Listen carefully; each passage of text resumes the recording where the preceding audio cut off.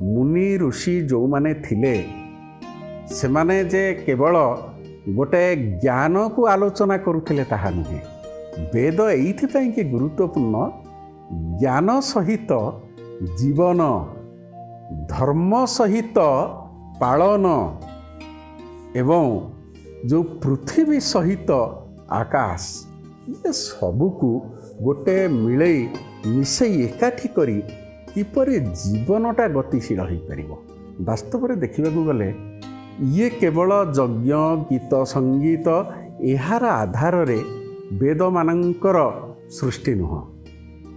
केवल गीत संगीत सामवेदर गोटे परिसर नुह, परिसीमा नुह। एथिरे ज्ञान रही जमती आमे कहिले जे सामवेद रे कर्मयोगर कथा कह जाइछि, भक्ति योगर कथा कह जाइछि, ज्ञान योगर कथा कह जाइछि।